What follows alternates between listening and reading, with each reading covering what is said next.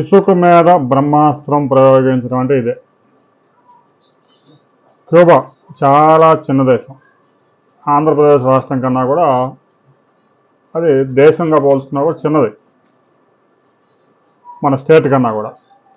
అలాంటి క్యూబా మీద America, Spain విధించిన ఆంక్షల కారణంగా క్యూబా తీవ్రమైన సంక్షోభంలోకి కూరుకుపోయింది. రాజధానిలో కూడా రోజుకి 22 గంటల విద్యుత్ కోతలు అమలు చేస్తూ ఉన్నారు. ఇక గ్రామీణ ప్రాంతాల్లో అయితే అసలు దిక్కేలేదు. మొత్తం దాని జనాభా కలిపిన 1,10,00,000, 1,10,000 చదరపు కిలోమీటర్లు. గడిచిన 60-70 సంవత్సరాల నుంచి అమెరికా ఆంక్షలు ఎదుర్కొంటూనే ఉంది క్యూబా. అయితే ఆ దేశంలో క్రూడ్ ఆయిల్ ఉత్పత్తి లేకపోవడం వల్ల మొత్తం దిగుమతుల మీదే ఆధారపడడంతో డీజిల్, పెట్రోల్ దొరికే పరిస్థితి లేదు, గ్యాస్ దొరికే పరిస్థితి లేదు. దాంతోనే విద్యుత్ ఉత్పత్తి చేసుకునే అవకాశం కూడా కోల్పోయారు.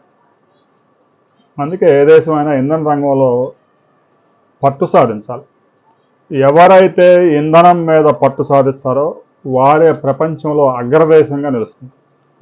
అమెరికా ఇన్ని మాటలు చెప్పినా డొనాల్డ్ ట్రంప్ యుద్ధాలు చేసేది అన్ని ఆయిల్ కోసమే. వెనుజులా అధ్యక్షుడిని అర్ధరాత్రి సైన్యంతో దాడి చేసి బేడీలేసి తీసుకుపోయినా కూడా వెనుజులాలో ఉన్న ఆయిల్ నిల్వల కోసం.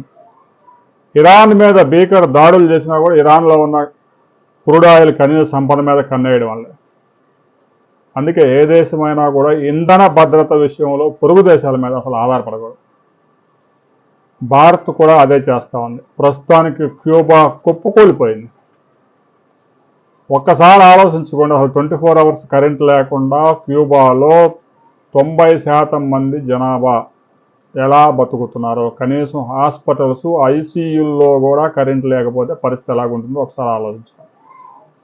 రాజధానిలోనే రోజుకు 2 గంటలు కరెంటు ఉంటుందట. సహజంగా 2 గంటల కరెంటు పోతేనే మనం ఎంత అల్లాడిపోతాం. అలాంటిది రోజుకు 22 గంటల కరెంటు కోతను వాళ్ళు అనుభవిస్తూ ఉన్నారు. డీజిల్ లేదు, పెట్రోల్ లేదు, గ్యాస్ లేదు, కరెంట్ లేదు. కరెంట్ లేకపోతే ఇంటర్నెట్ పనిచేయదు. ఇక ఆహార సంక్షోభానికి అతి దగ్గరలో ఉంది క్యూబా. క్యూబాకు మొత్తం దిగుమతులన్నీ నిలిచిపోయాయి. అనేక దేశాల ఆంక్షలు విధించడంతో క్యూబాకి ఏ దేశం కూడా చమురు సప్లై చేసేందుకు ముందుకు రావడం లేదు.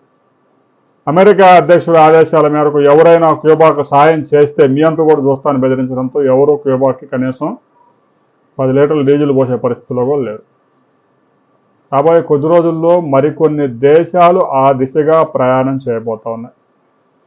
భారత్లో కూడా తీవ్రమైన సంక్షోభం ముంచుకు రాబోతా ఉంది. అందుకే ప్రధాని నరేంద్ర మోదీ ముందస్తు సంకేతాలు ఇచ్చారు అనేది ఎక్స్పర్ట్స్ చెప్తున్న మాట. ప్రస్తుతానికి ఆ బఫర్ నిల్వలతో ఒక 60-70 రోజుల నుంచి నెట్టుకొచ్చారు. ఇక ప్రస్తుతం సముద్రంలో నుంచి షిప్ వస్తే తప్ప భారతదేశంలో పెట్రోల్ బంకులో పెట్రోల్ దొరికే పరిస్థితి లేదు. రాబోయే 2-3 నెలల్లో ఈ పరిస్థితి ఇంకా తీవ్రమయ్యే అవకాశం ఉంది. కాబట్టి వెంటనే ఇమ్మీడియట్గా వర్క్ ఫ్రమ్ హోమ్కి ఆదేశాలు జారీ చేస్తూ ఉన్నారు. ప్రధానికి ఉగ్రవాదుల నుంచి ముప్పు ఉన్నా కూడా 16 వాహనాల కాన్వాయ్ని 3 వాహనాల్లోకి కుదించారంటే పరిస్థితి ఎంత తీవ్రంగా ఉందో అర్థం చేసుకోవచ్చు. క్యూబా పరిస్థితి భారతదేశానికి రాకపోవచ్చు, కానీ భారత్ 145 కోట్ల మంది జనాభా ఉన్నారనే విషయాన్ని మాత్రం మర్చిపోవద్దు. క్యూబాలో 1 కోటే. అలాంటి 145 దేశాలు కలిస్తే కనుక భారతదేశ జనాభాతో సమానం.